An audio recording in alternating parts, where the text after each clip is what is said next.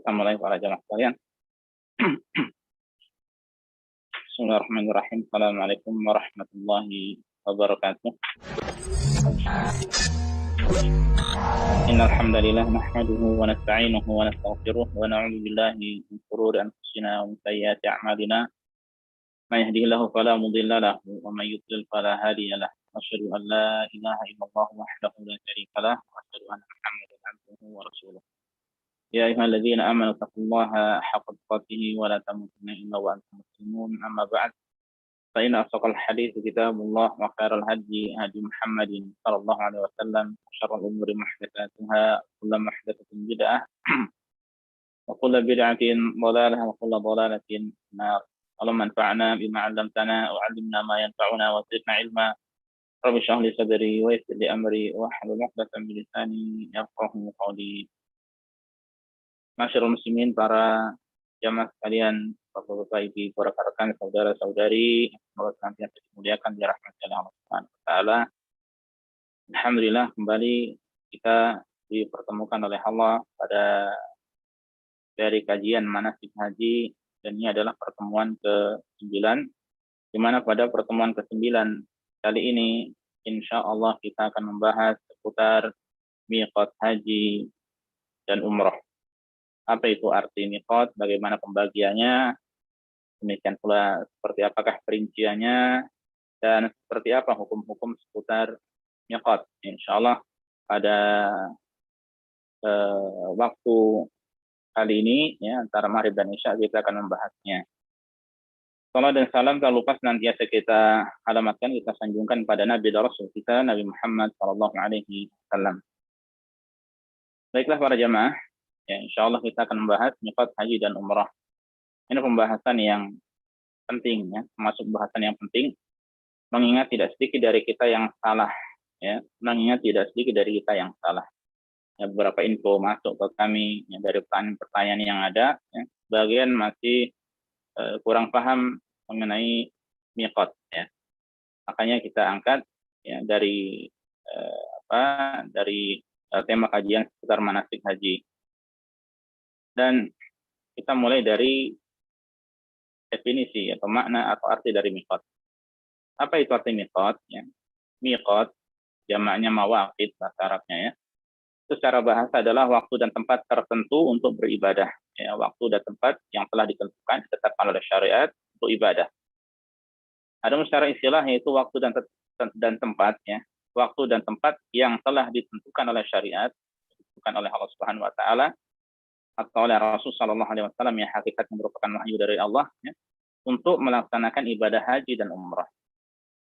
Jadi ada waktu-waktu tertentu untuk melaksanakan ibadah haji dan umrah, demikian pula ada tempat-tempat tertentu untuk memulai ihram saat seorang hendak mengerjakan ibadah haji atau umrah, ya. Makanya nanti ketika kita disampaikan di sini ada waktu dan tempat, ya, maka miqat itu kemudian terbagi menjadi dua, ya. Dua macam miqat. Ya. Miqat dalam ibadah haji dan umrah terbagi menjadi dua, yaitu miqat zamani dan miqat makani, ya. Miqat zamani berarti berkaitan dengan masalah waktu, ya. Makani, ya, dari kata zaman, ya. Zaman itu bahasa Arabnya, ya. Zaman itu bahasa Arab dan bahasa kitanya adalah waktu, ya. Adapun yang kedua makani, makan, itu bahasa Arab juga, bahasa kitanya adalah tempat, ya. Kalau kita makan kan makan minum, ya. Kalau ini makan dalam bahasa Arab artinya tempat, ya. Jadi miqat ada berkaitan dengan masalah waktu dan ada miqat berkaitan dengan masalah tempat, ya. Adapun perinciannya adalah sebagai berikut, ya. Kita masuk ke miqat zamani dulu, ya. Kita akan bahas seputar miqat zamani dulu. Miqat zamani, ya, yaitu waktu yang telah ditentukan oleh syariat, ya, untuk melaksanakan ibadah haji atau umrah. Miqat zamani untuk ibadah haji, ya, kita ambil haji dulu, ya. Adapun untuk ibadah haji yaitu bulan Syawal, Dzulqa'dah, dan 10 hari pertama dari bulan Dzulhijjah, ya. Nah, kita sudah masuk ke bulan Dzulqa'dah, ya. Jadi bahkan sejak Syawal itu sudah merupakan bulan haji. bulan Syawal, Dzulqa'dah, dan 10 hari pertama dari bulan Dzulhijjah. Ya, jadi kalau sekiranya seseorang dia khususnya di zaman dahulu yang bisa jadi sampai tanah haram itu mungkin di bulan awal atau sampai Mekah di bulan awal, ya, maka dia bisa mengerjakan haji namanya haji tamattu. Ya. Jadi dia umrah dulu, setelah umrah kemudian dalam keadaan halal, tidak ada larangan-larangan saat ihram, ya, meskipun dia di bulan Syawal, ya, sebagai bulan pertama dari miqat untuk haji, ya, maka dia bisa santai sampai nanti pada tanggal ke-8 Dzulhijjah. Ya. Jadi Syawal, Dzulqa'dah. Sekarang kita sudah masuk di Dzulqa'dah, ya. Dan 10 hari pertama dari bulan Dzulhijjah. Ya. Jadi sampai 10 hari pertama dari bulan Dzulhijjah. Karena kalau sampai sesaat atau sampai fajar hari Idul Adha, ya, maka tidak ada kesempatan untuk berhaji lagi bagi seseorang, di mana dia terlewat dari wukuf di Arafah. Ya. Terlewat baginya wukuf di Arafah. Dan siapa yang terlewat darinya wukuf di Arafah, maka tidak ada ibadah haji baginya. Rasulullah SAW mengatakan, Al-Hajju Arafah. Isi dari ibadah haji adalah wukuf di Arafah. Ya. Dan wukuf di Arafah termasuk rukun. Nah, ini untuk ibadah haji. Ya, jadi bulan-bulannya telah ditentukan. Sedangkan untuk ibadah umroh, ya, tidak ada ketentuan waktu pelaksanaannya, ya, sehingga seseorang boleh mengerjakan umroh kapan saja sepanjang tahun, dari bulan Muharram, ya, dari awal bulan Muharram hingga akhir dari bulan Dzulhijjah. Jadi intinya sepanjang tahun dia boleh umroh. Ini secara aturan agama, ya. Ini secara aturan agama demikian. Dan mungkin yang membedakan antara bulan-bulan tersebut adalah ketika dia umroh di bulan Ramadan, ya, maka itu adalah lebih utama daripada bulan-bulan yang lainnya. Karena umroh di Ramadan ta'dil hajatan ma'i, kata Rasulullah SAW, bahwasanya umroh di bulan Ramadan itu sebanding, ya, dengan berhaji bersamaku. Nah, berkaitan dengan masalah miqat zamani untuk ibadah haji, Allah Subhanahu wa taala berfirman, "Al-hajju ashhurum ma'lumat." Musim haji adalah beberapa bulan yang dimaklumi. Beberapa bulan. Dan di sini Allah mengatakan beberapa bulan. Nah, apa arti beberapa bulan di sini, ya? Atau apa yang dimaksud dengan beberapa bulan tersebut? Abdullah bin Umar, ya, anaknya dari putra dari Umar bin Khattab radhiyallahu anhu, mengatakan bulan-bulan haji tersebut, ya, yaitu Syawal, Dzulqa'dah, dan 10 hari dari bulan Dzulhijjah. Ya. Dan Ibnu Abbas, ya, radhiyallahu anhu, mengatakan, ya, termasuk sunnah seorang tidak berihram dengan haji melainkan pada bulan-bulan haji. Ya, jadi seorang ketika dia niat ihram di luar bulan haji, ya, tidak terhitung dari haji tersebut. Ya. Ihram untuk haji, ya, dimulai dari malam pertama bulan Syawal dan berakhir dengan terbit fajar pada 10 Dzulhijjah. Kalau sudah terbit fajar, ya, bukan terbit matahari, tapi terbit fajar. Ya. Kalau 10 Dzulhijjah, ya, terbit fajar yang sudah terbit, ya, menunjukkan waktu subuh telah masuk, ya, maka tidak ada kesempatan untuk wukuf di Arafah.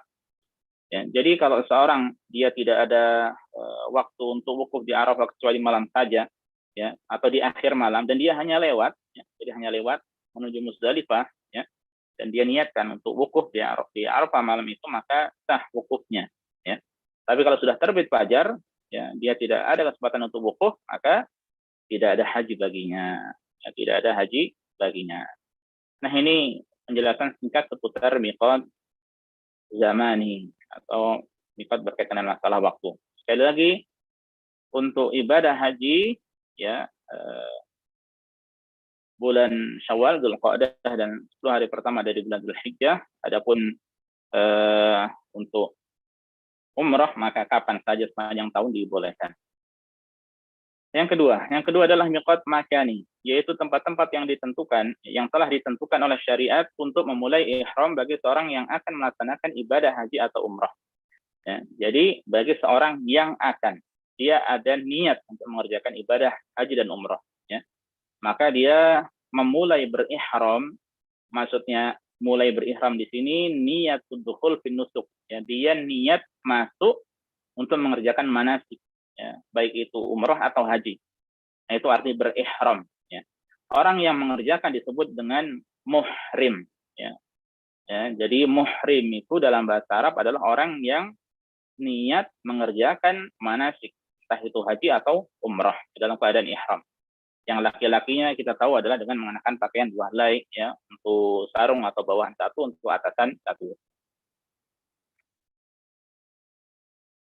Nah, mikot makani ini ada 5 sebagaimana dalam penjelasan singkat berikut. Ya, pertama Dzul Hulaifah, ya, merupakan mikot bagi penduduk kota Madinah dan orang-orang yang melalui jalur tersebut selain dari penduduk kota Madinah. Ya. Jadi mungkin ada orang-orang yang berada di utara kota Madinah, ya, mungkin dari negeri Syam, dari mereka yang datang dari Lebanon atau dari Yordania yang melalui jalur kota Madinah, ya, maka mikotnya adalah di Dzulhulaifah ini. Ya, mikot tersebut memiliki jarak paling jauh dari kota Mekah dibanding mikot-mikot yang lainnya. Itu sekitar 420 km. Ada mengatakan 450, ya, ada jarak-jarak yang lainnya. Ini kurang lebihnya, ya. Dan mikot ini, para jamaah sekalian, ya, dari Masjid Nabawi berjarak sekitar 13 km. Ya. Jadi dari Masjid Nabawi berjarak sekitar 13 km. Dan ini paling jauh, ya. Jadi sekitar 5 jam dia ketika akan umrah, ya, untuk umrah ke Mekah, maka dia dalam keadaan ihram, ya, kurang lebih 5 jam di mobil bis, ya, kalau atau di mobil pribadi ketika dia naik kendaraan, naik mobil, ya. Dan untuk sekarang, ya, dan sudah lama, bahwa mikot ini terkenal dengan sebutan Abyar Ali atau Bir Ali, ya, karena ada keyakinan dari sebagian orang yang jahil, ya, yang mengatakan bahwasanya Ali bin Abi Thalib itu membunuh ular di situ, ya, bunuh ular di tempat tersebut. Dan ini atau ular dari jin atau bagaimana, ya. Yang jelas itu adalah cara penamaan syariat, tidak ada penamaan Bir Ali, ya. Jadi yang namanya syar'i adalah Dzul Hulaifah, Namun memang sudah masyhur dengan sebutan Bir Ali atau Abyar Ali, ya. Bir Ali atau Abyar Ali. Nah, kemudian yang kedua adalah Al-Juhfah. Al-Juhfah merupakan miqat bagi penduduk negeri Syam. Syam ini Palestina, ya, Yordania, Suria, dan Lebanon, ya, yang posisinya di utara dari kota Madinah, ya. Nah, ini mikot bagi mereka dan orang-orang yang datang melalui jalur tersebut seperti warga negara dari benua Afrika. Ya, ini kalau lewat jalur darat, ya, dari orang-orang Mesir, ya, demikian pula Afrika Utara atau Afrika Barat, ya, dari orang Maroko, dari orang mana lagi, ya, Libya, Tunisia dan sebagainya. Ketika melewati jalur ini, ya, maka mereka mengambil mikot di Al-Juhfah ini, ya. Letaknya di dekat pesisir, ya, di pesisir Laut Merah, ya. Namun mikot ini, ya, ini telah tiada. Jadi sekarang tidak ada lagi mikot Al-Juhfah ini, dan orang-orang sekarang berihram, ya, melalui kota Robil, ya. Dan kota Robil ini yang terletak dekat sebelum Al-Juhfah, ya. Dan Robil berjarak sekitar 186 km dari kota Mekah, ya. Robil berjarak sekitar 186 dari kota Mekah. Ada yang menjelaskan jaraknya kurang lebih kurang dari ini, ya. Mungkin adapun yang saya ambil ini adalah dari kitab ulama yang memang sudah lumayan lama, ya, ditulisnya. Jadi bisa jadi waktu itu jalanan berbeda dengan jalanan sekarang, ya. Rute yang dahulu berbeda dengan rute yang sekarang. Jika yang mengatakan sekitar 130 km kalau tidak salah, ya, atau jarak-jarak yang lainnya, ya.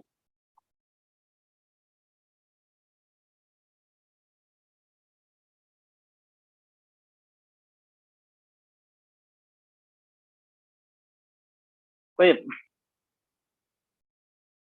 ini yang kedua, ya. Ini yang kedua. Yang ketiga yaitu Qarnul Manazil. Qarnul Manazil.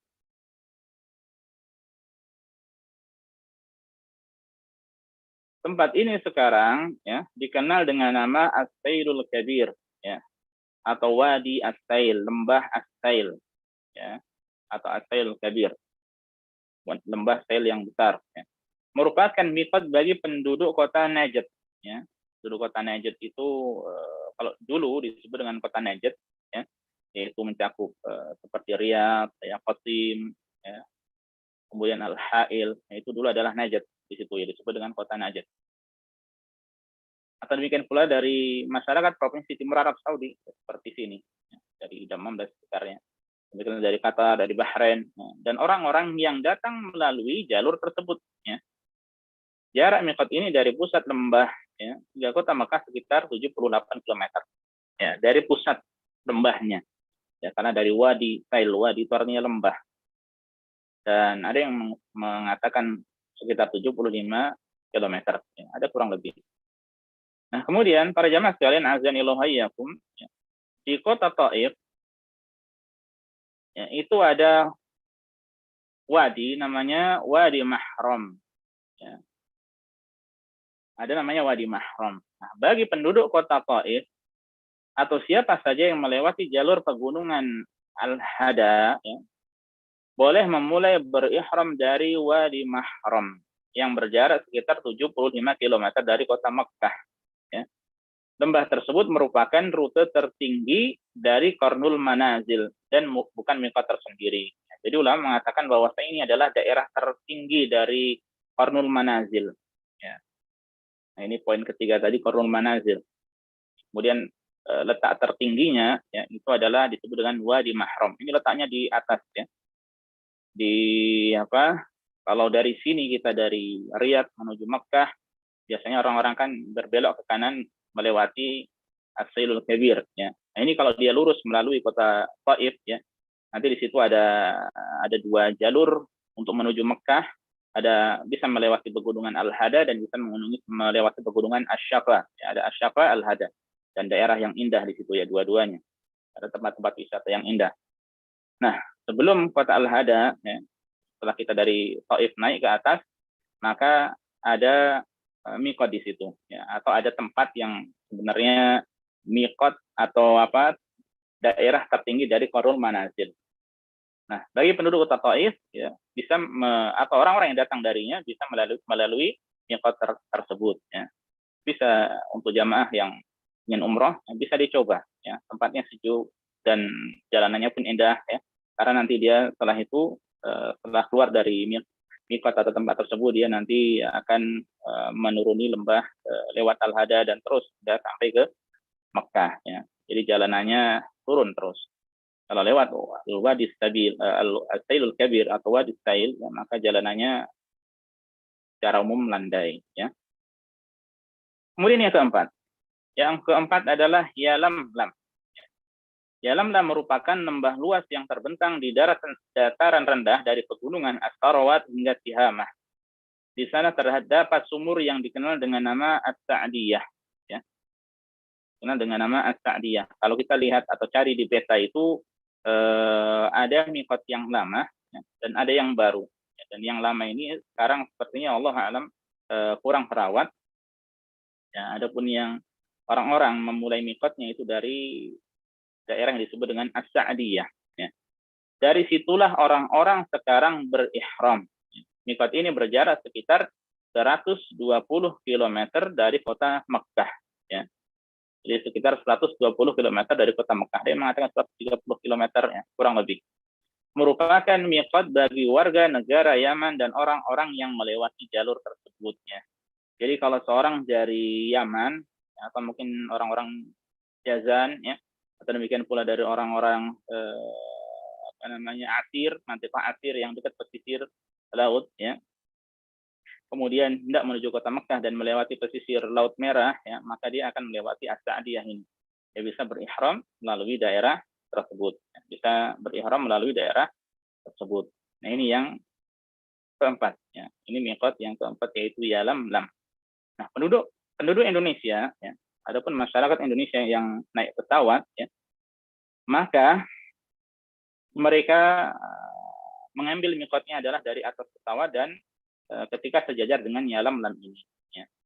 Ya, seandainya jalur dari bawah, ya, antara lewat Yalam Lam, atau bisa jadi dekat dengan As-Sailul Kabir. Ya. Bisa jadi dekat juga dengan As-Sailul Kabir. Ya. Tergantung rute pesawatnya.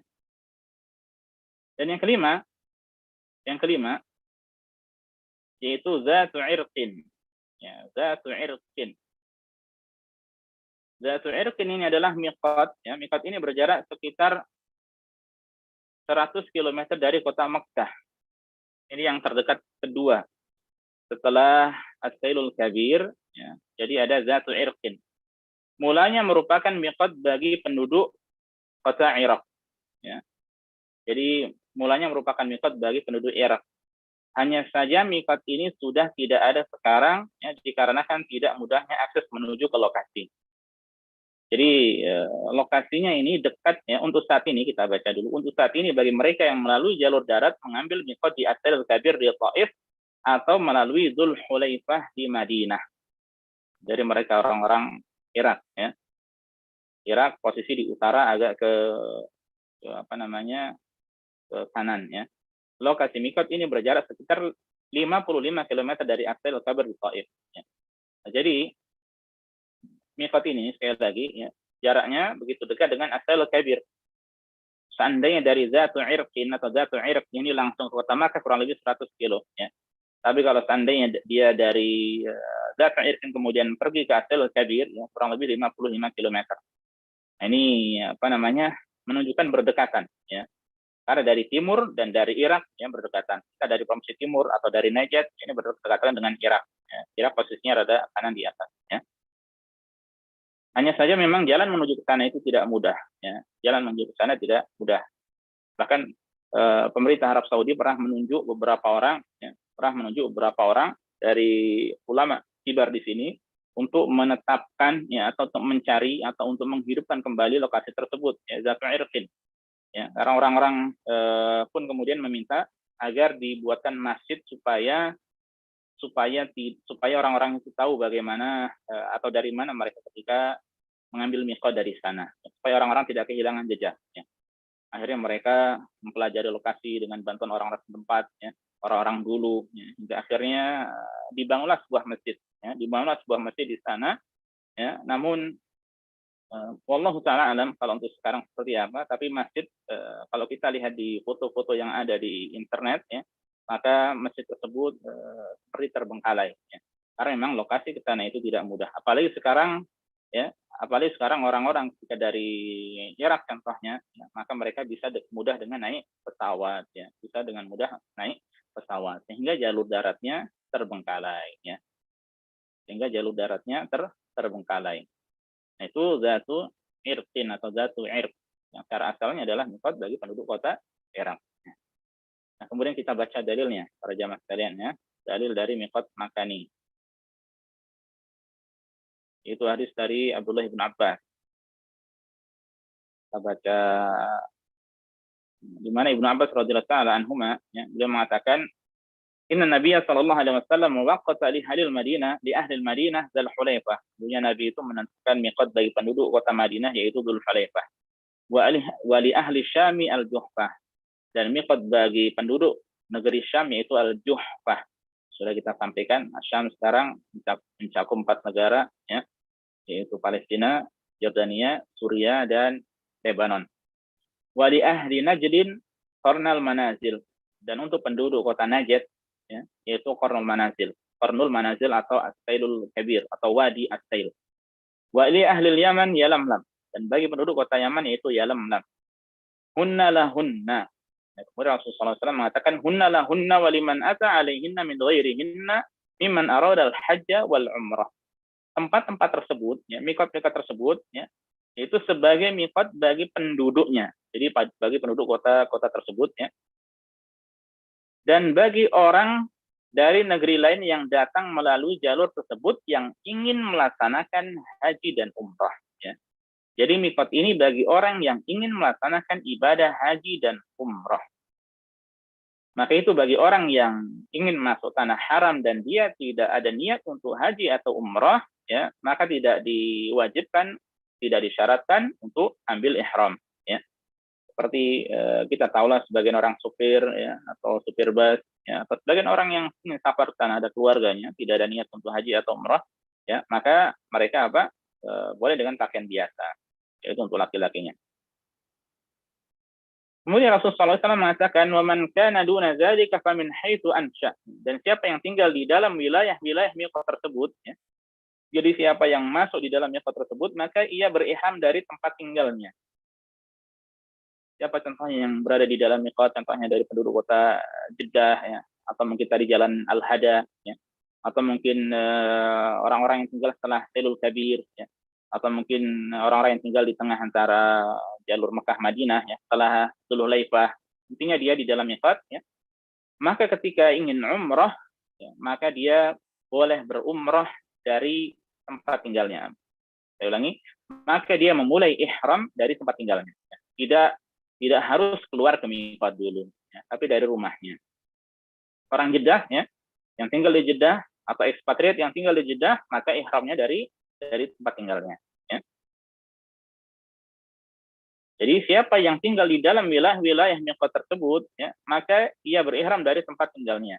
Hatta ahlu Makkah, ya, haitsu ansya hatta ahlu Makkah min Makkah. Penduduk Makkah pun berihram dari Makkah. Ya.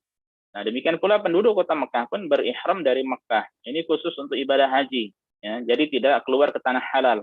Adapun ketika mereka dari penduduk kota Mekah, ya, atau mereka yang tinggal di kota Mekah ketika hendak umrah, ya, maka keluar ke tanah halal. Ya. Dan tanah halal yang paling dekat yaitu di daerah Tan'im, yang mana di situ ada Masjid Aisyah radhiyallahu taala anha. Ya. Ada Masjid Aisyah. Nah, makanya mereka ke situ. Ya. Makanya mereka situ, atau daerah ada juga namanya Ji'ranah atau Ji'irranah, ya, itu juga tanah halal, itu juga tanah halal. Nah, kemudian selanjutnya, an Aisyah radhiyallahu taala anha anna Rasulullah sallallahu alaihi wasallam waqata li ahli al-Iraq zat irqin. Dari Aisyah bahwasanya Rasulullah itu, ya, menetapkan zat irqin sebagai miqat bagi penduduk kota Irak, ya, dari penduduk Irak. Dan ada riwayat juga dari Nafi' dari Ibnu Umar yang mengatakan, ya, tatkala dua negeri ini, yaitu Kufah dan Basrah, dan kota Kufah dan Basrah itu adalah dua kota besar yang ada di kota Irak, yang ada di negara Irak, ya, ditaklukkan mereka, ya, jika mereka ditaklukkan oleh kaum muslimin, ya, mereka mendatangi Umar bin Khattab dan berkata, "Wahai Amirul Mukminin, sungguhnya Rasulullah sallallahu alaihi wasallam telah menetapkan qarn, yaitu qarn manazil untuk penduduk Najd, ya. Sementara tempat tersebut menyimpang dari jalan yang kita lewat." Nah, jadi kan tadi sudah kita sampaikan bahwa Zatul Irqin itu posisinya dekat dengan Qarnul Manazil atau dengan Wadi Sabil, Wadi Sail atau Asilul Kabir. Ya. Nah, Qarnul Manazil atau Asilul Kabir ini kalau mereka datang dari kota Irak, ya, makanya menyimpang jauh. Ya. Makanya mereka mengatakan sementara tempat tersebut yaitu Qarnul Manazil atau Asilul Kabir menyimpang dari jalan yang kita lewati. Dan sesungguhnya bila kami ingin pergi ke Qarnul Manazil, maka itu berat bagi kami. Ya, apalagi jalanannya sudah kita sampaikan, ya, perbukitan, ya, pegunungan. Lalu beliau, yaitu Umar bin Khattab berkata, coba perhatikan tempat yang sejajar dengan Qarn dari jalur yang kalian lalui. Ya, selanjutnya beliau menetapkan Zatul Irqin sebagai miqat bagi mereka. Ya. Maka itu kemudian ulama mengatakan, ada yang mengatakan bahwasanya ini yang menetapkan pertama adalah Umar, ya, ada yang menetapkan pertama adalah Rasulullah SAW, ya, dan ada yang mengatakan bahwa ini adalah ketetapan dari Rasulullah SAW sementara Umar belum tahu. Ya. Yang kemudian ketika Umar ditanya oleh penduduk kota Irak dan beliau berijtihad dan ijtihadnya sesuai dengan petunjuk Rasulullah SAW. Makanya memang Umar ini adalah seorang yang mulham, ya, seorang yang mendapat ilham.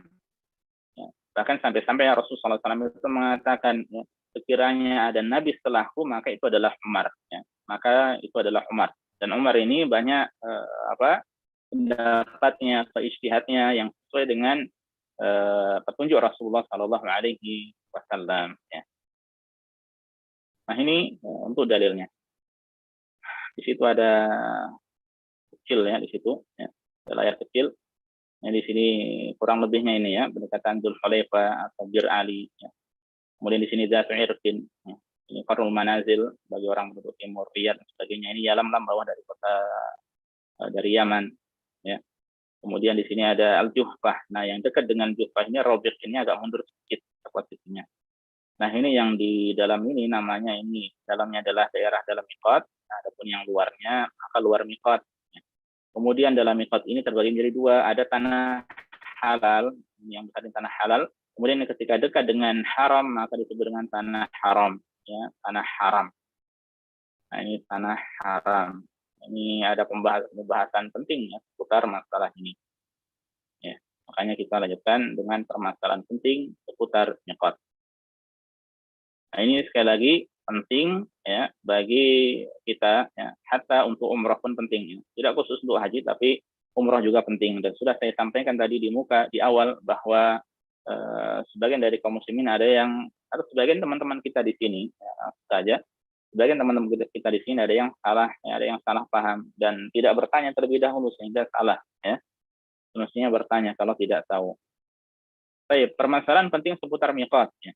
Wajib bagi orang yang niat untuk haji atau umrah yang melewati salah satu dari miqat ini untuk berihram darinya, baik melalui jalur darat maupun udara.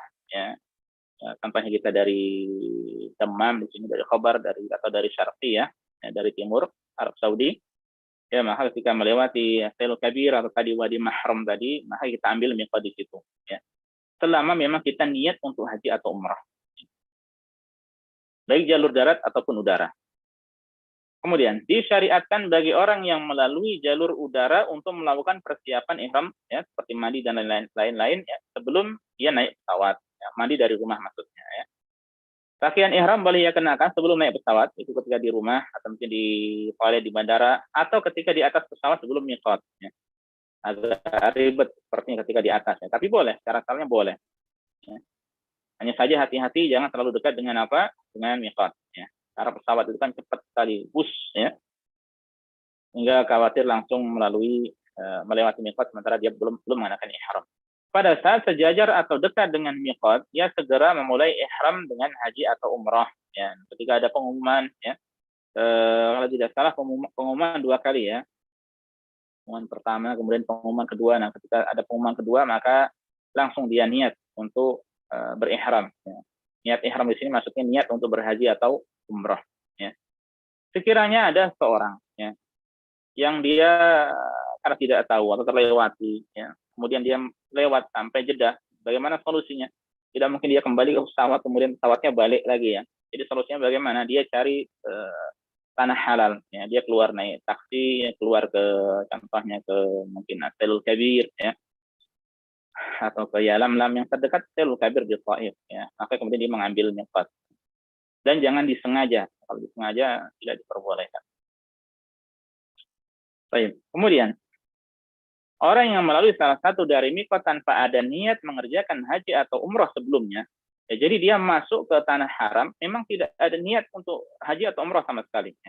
Lalu muncul niat saat ia berada di miqat, ya, di dalam miqat. Anggap saja seorang dari sini dia mau ke Jeddah, mau main tempat teman, tidak ada niat untuk melakukan umroh sama sekali, dan Allah yang maha tahu ya. Kemudian dirinya, ya, dia tahu bahwasanya dia tidak ada niat untuk umroh sama sekali. Kemudian sampai di Jeddah dia tidak ada persiapan dan sebagainya, tentu saja. Nah, sampai di Jeddah teman-temannya ternyata mengabari dia, kita mau umroh nih. Nah, baru muncul dia keinginan dalam hatinya untuk umroh sehingga dia siap-siap. Ya. Maka, ya, nah di sini. Lalu muncul niat saat ia berada di dalam miqat, ya, maka ia memulai ihram dari tempat ia berada. Ya, kalau dari Jeddah tadi berarti dia niat dari Jeddah tadi. Atau yang dari sini lewat Taif, ya, dia lewati Wadi Mahram, kemudian dia mau liburan ke Hada. Ya, liburan ke Hada di tempat tinggi, ya, naik kereta gantung atau di tamannya, atau mau nginep di istirahat di hotel di sana, ya, cari tempat dingin.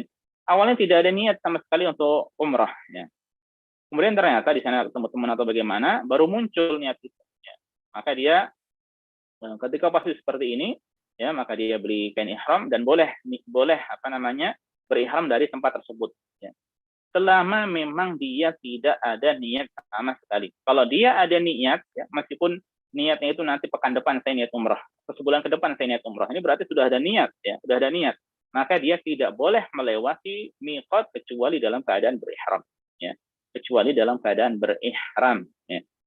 Makanya termasuk kesalahan sebagian orang, dia dari sini ingin mungkin ada pekerjaan di Jeddah, setelah selesai dari pekerjaan itu, anggap saja sepekan, dia kemudian umrah. Ya, jadi niatnya nanti setelah selesai baru umrah. Ini kesalahan dia di sana dengan pakaian biasa, selesai kerja baru kemudian umrah. Ini kesalahan. Padahal dia dari awal sudah ada niat. Ini kesalahan. Ya. Jadi bagaimana yang benar? Dari yang benar ya ketika datang dari sini umrah dulu, ya, pakai pakaian ihram ya, dari atas pesawat, ya, kemudian menuju haram. Setelah selesai itu baru bekerja, selesaikan pekerjaan sampai sepekan selanjutnya. Nah, ini diantara kesalahan sebagian dari kita. Nah, kemudian, bila posisinya di dalam tanah haram, nah kiranya dia itu melalui miqat sampai kemudian masuk tanah haram, jadi dia mungkin ada keluarga di sana, ya, dan kemudian dia baru muncul niat untuk umrah, ya, ia harus keluar menuju tanah halal untuk berihram darinya, seperti di Tan'im, ya, di Masjid Aisyah radhiyallahu anha, atau Ji'ranah, ya, atau tempat yang lainnya. Adapun untuk ibadah haji, ya, maka ia berihram dari tempat tinggalnya meskipun di tanah haram. Nah, itu dia keluar ke tanah halal itu kalau untuk ihram untuk umrah. Adapun ihram untuk haji, ya, dari hotelnya, dari tempat tinggalnya meskipun dia di tanah haram, ya.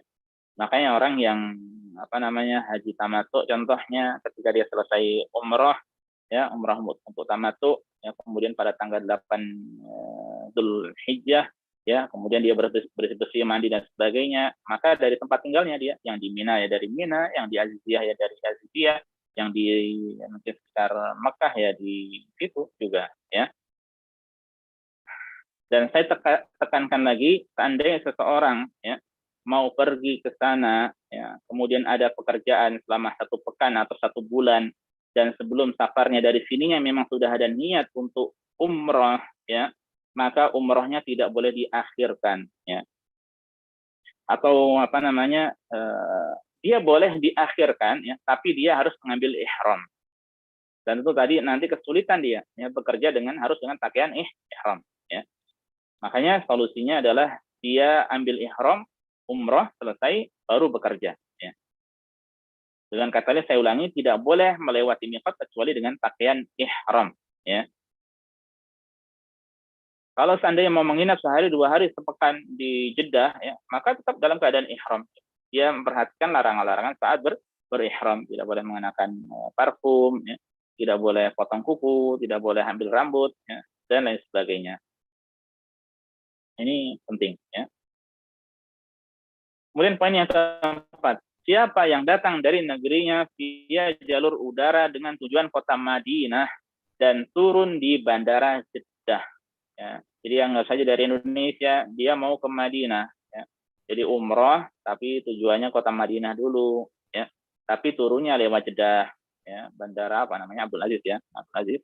Lalu melanjutkan perjalanan darat menuju kota Madinah. Jadi turun di bandara, lanjut bis menuju ke kota Madinah untuk tinggal sementara di sana, saja 3 hari, 4 hari di kota Madinah. Ya.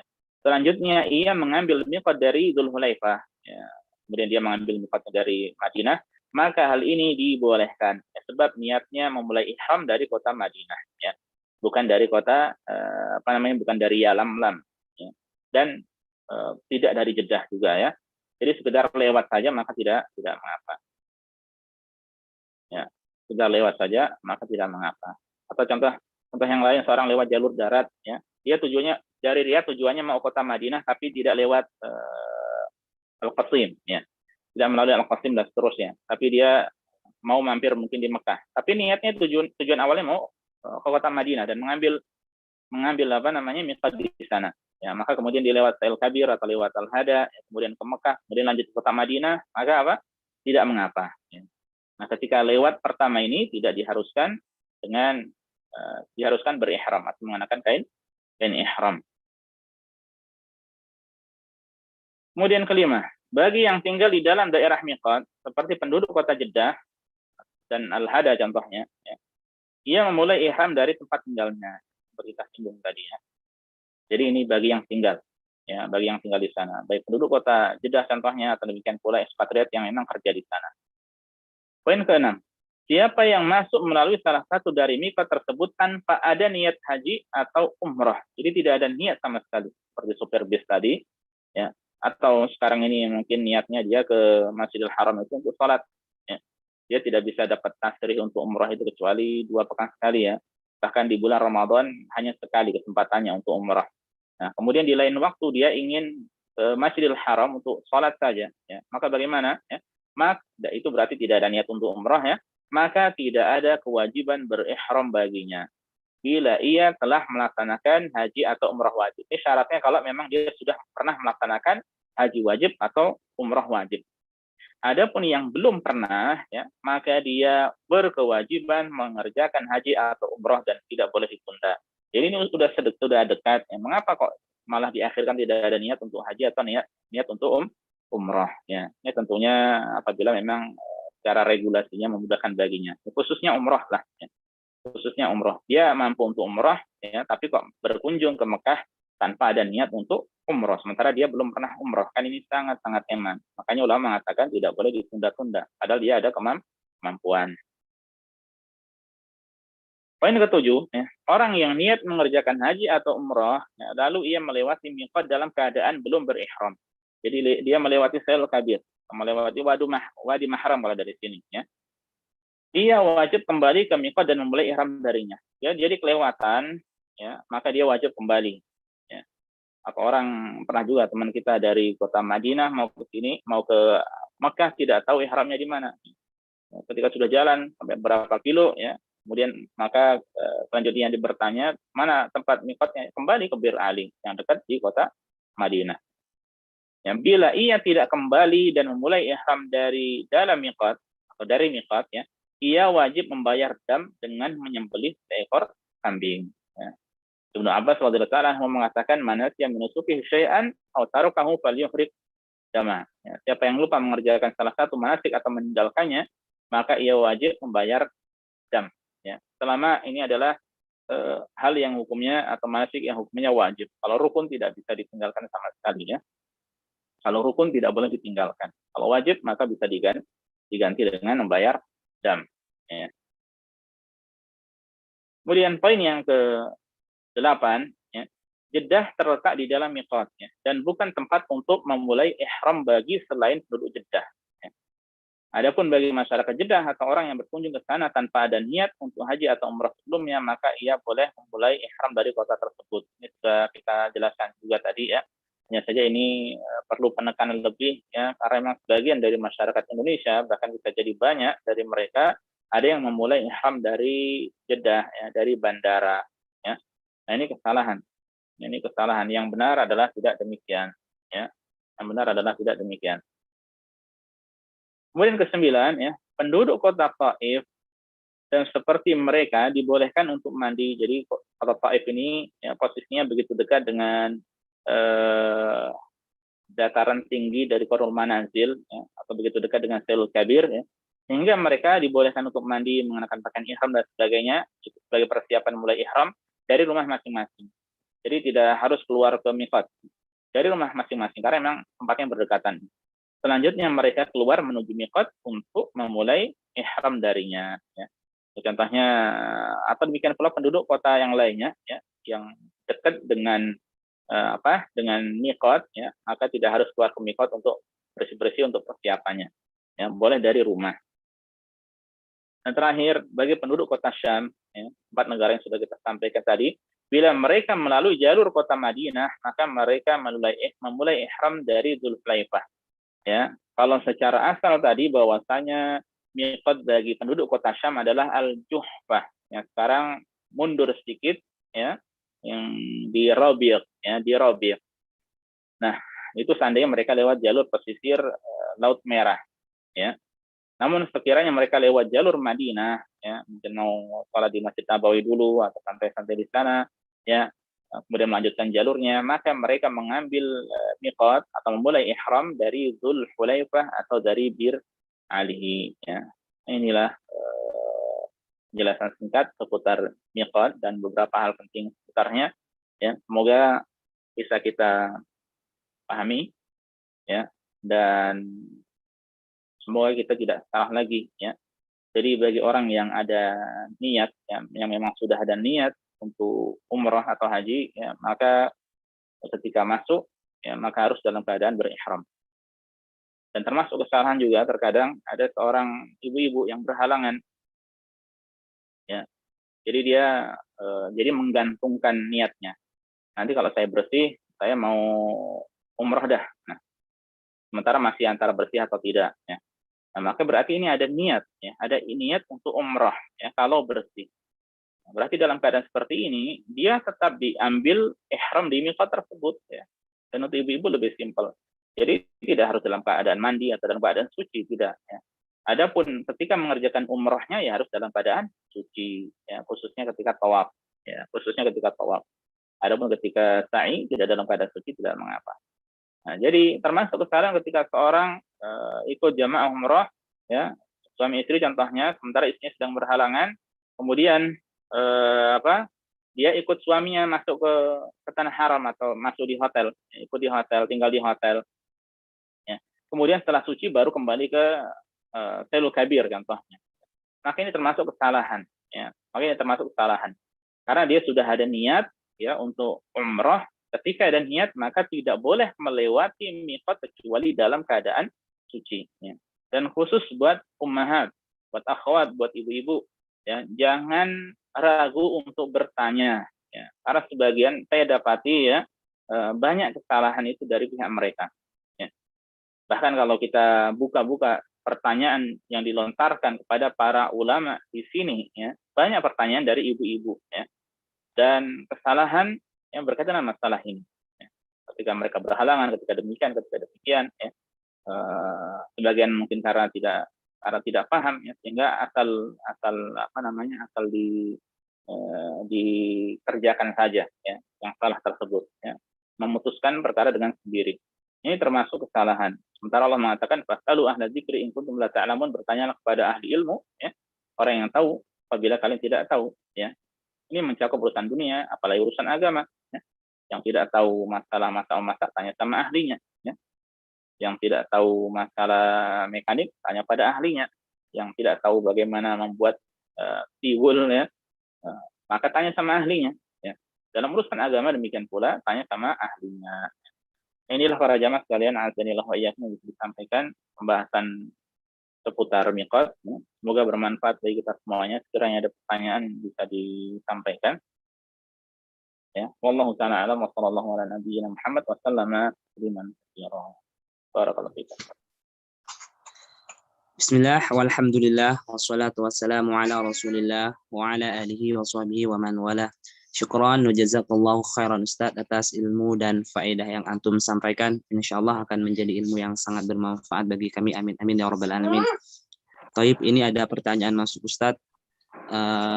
Assalamualaikum Ustaz. Bagaimana hukumnya dengan jamaah haji atau umroh dari Indonesia yang berihram dari Jeddah seperti yang kebanyakan terjadi pada jemaah Indonesia, dan bagaimana solusinya Ustadz, mengingat kebanyakan penyelenggara haji atau umroh dari tanah air melakukan seperti itu dan mereka minta jamaah untuk membayar dam yang mungkin tidak dijelaskan sebelumnya. Jazakallah khairan Ustadz. Waalaikumsalam warahmatullahi wabarakatuh. Barakallahu fiik wa jazakumullah khair. Berkaitan dengan masalah ini, ya, sebenarnya sudah kita sampaikan pada pembahasan seputar adab-adab safar, haji dan umrah, bahwa penting bagi kita untuk memilih travel yang baik, yang benar-benar sesuai dengan tuntunan, yang mana pembimbingnya pun benar-benar bertanggung jawab, ya, supaya tidak salah langkah. Ya. Sekiranya ada pembimbing yang tidak menjelaskan sebelumnya, kemudian ketika sampai di sana mengatakan bahwa saya harus membayar dam, ya, maka ini termasuk dari menyembunyikan ilmu, ya, kalau dia tahu, ya, dan seharusnya pembimbing harus tahu, ya.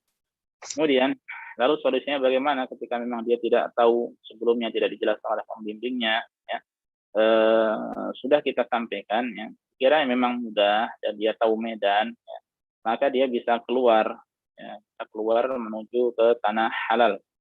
Karena tidak tahu, maka solusinya keluar ke tanah halal, ya. Keluar ke daerah luar miqat, ya, atau ke miqat terdekat, ya. Jadi dia keluar ke miqat terdekat. Bisa ke As-Sailul Kabir yang lumayan dekat, sekitar 75 km, atau ke Yalamlam, ya, itu rada jauh sedikit. Nah, kemudian dari situ berihram, baru dari situ berihram. Namun, ya, terkadang hal tersebut tidak mudah, ya. Apalagi kalau di musim haji, ya, bareng-bareng bersama rombongan. Ya. Intinya tidak mudah. Ya. Hingga bagaimana solusinya? Ya. Kalau memang seperti itu, ya tidak ada jalan kecuali dengan membayar dam. Kecuali dengan membayar dam. Nah ini untuk masalah dam pun ya, perlu diperhatikan benar-benar dibayar disalurkan ke pihak yang terpercaya, ya, yang pihak terpercaya. Dan ini penting juga mencari pembimbing yang benar amanat, seandainya pembimbingnya yang ngurus. Ya, kalau teman-teman di sini sudah pada pintar bahwa untuk dam dan haji dan semacamnya bisa dibayar secara online ya, melalui pihak yang resmi ditunjuk atau diresmi secara peraturan pemerintah di sini. Jadi itu solusinya. Bisa keluar ke tanah haram kemudian ambil miqat di situ atau ya membayar dam. Saya kira mungkin yang mudah poin kedua karena poin pertama memang kalau musim haji sudah tidak mudah ya untuk melakukan. Wallahu ta'ala. Baik, mana pertanyaan lagi Ustaz? Assalamualaikum Ustaz, barakallahu fiik. Bolehkah orang melakukan umroh berkali-kali dalam satu safar?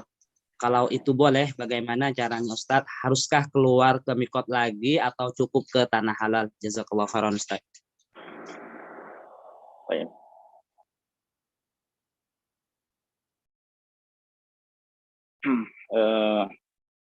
Baiklah. Itu pertanyaan, bolehkah seorang umroh berkali-kali dalam satu safar?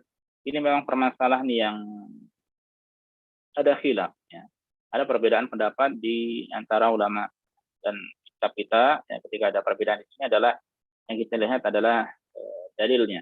Ya, bagaimana dalil yang jelas tunjuk dari Rasulullah SAW. Ya, kemudian ternyata yang kita dapati ya, bahwa dalil yang ada itu hanyalah hadits Aisyah radhiyallahu anha yang dia itu ya meminta pada Rasulullah SAW untuk umrah ya, karena dia melihat bahwa orang-orang saat berhaji saat itu mendapatkan 2 pahala sementara dia hanya mendapatkan 1 pahala saja. Kemudian dia meminta untuk umrah. Ya, makanya kemudian dia diizinkan oleh Rasulullah SAW kemudian ditemani oleh Abdurrahman ya, bin Abu Bakar, yaitu apa namanya mahramnya. Nah, kemudian akhirnya keluar ke tanah halal yang apa yang sekarang kita ketahui dibangun sebuah masjid namanya Masjid Aisyah di Tan'im. Ya. Jadi kemudian dari situ Aisyah ya ditemani oleh Abdurrahman untuk umrah ya. Dan yang melakukan pada saat itu hanya Aisyah saja, sementara Abdurrahman tidak melakukan umrah. Ya. Kalau tidak salah sebelumnya Aisyah ini berhalangan ya. Sehingga dia tidak bisa mengerjakan umrah bagaimana para sahabat yang lainnya. Nah, itu kasusnya hanya sekali dan Abdurrahman pun tidak ikut umrah ya. Dan para sahabat selanjutnya pun tidak menganjurkan untuk mengerjakan umrah berkali-kali dalam satu safar ya, dalam satu safar. Oleh karenanya pendapat yang rajih dalam masalah ini adalah ya disyariatkan baginya untuk memperbanyak tawaf ya daripada dia memperbanyak umrah ya. Disyariatkan baginya untuk memperbanyak tawaf ya daripada dia memperbanyak umrah. Bahkan yang sangat disayangkan sebagian dijadikan hal tersebut sebagai kebanggaan ya ketika bertemu dengan orang-orang, kamu sudah umrah berapa kali nih ya dalam perjalanan kali ini, saya sudah 2 kali, saya sudah 3 kali ya dan lain sebagainya. Maka ini dikhawatirkan tentu ada hal-hal yang tidak baik ya. Makanya sekali lagi disyariatkan memperbanyak umrah, memperbanyak tawaf. Bagaimana ya dia melakukan tawaf 7 kali putaran salat 2 rakaat. Jadi boleh kapan saja ya, boleh tawaf kapan saja, antara maghrib isya, antara zuhur asar, atau kapan saja ketika dia tinggal di tanah haram. Ketika umrah mungkin 7 hari ya, di sela-sela sholat dia boleh tawaf ya. Sebagaimana dahulu kalau penduduk kota Mekah itu saat saat mengerjakan sholat tarawih, mereka ketika mereka istirahat, imam istirahat, maka mereka manfaatkan untuk tawaf 7 kali kemudian sholat 2 rakaat. Jadi ketika mereka istirahat sesaat itu dimanfaatkan untuk tawaf. Jadi menunjukkan istirahatnya pada saat itu dari ibadah sholat itu lumayan cukup lama ya, karena memang sholat mereka panjang, tidak seperti sekarang ini yang relatif atau umumnya dilakukan masyarakat adalah sangat singkat. Nah, ini lebih baik daripada memperbanyak umrah. Allah ta'ala. Pertanyaan terakhir Ustaz. Assalamualaikum Ustaz, barakallahu fiik. Izin bertanya, Jika seseorang berangkat dari Damam ke Makkah untuk umroh, setelah itu pergi ke Madinah mengunjungi Masjid Nabawi, dan setelah itu umroh lagi ke Makkah, apakah itu termasuk umroh berulang-ulang dalam satu kali safar, Ustaz? Jazakallahu khairan. Waalaikumsalam warahmatullahi wabarakatuh. Barakallahu fiik wa jazakumullahu khair. Ya. Ini berarti masih dalam satu safar ya. Jadi masih dalam satu safar. Ya. Jadi ya ketika ke Madinah, ya, maka ini masih dalam satu paket satu safar. Ya. Maka kembali kita tegaskan, ya, yang dianjurkan oleh banyak ulama adalah memperbanyak tawaf daripada memperbanyak umroh. Ya. Wallahu ta'ala. Baiklah para jamaah, sudah masuk sholat isya, ya, dan sampai sini dulu akan sampaikan. Semoga bermanfaat bagi kita semuanya. Kurang lebih maaf. Ya, jazakumullahu khair wa barakallahu fikum. Subhanakallah bihamdika asyhadu an la ilaha illa anta astaghfiruka wa atubu ilaika. Assalamualaikum warahmatullahi wabarakatuh.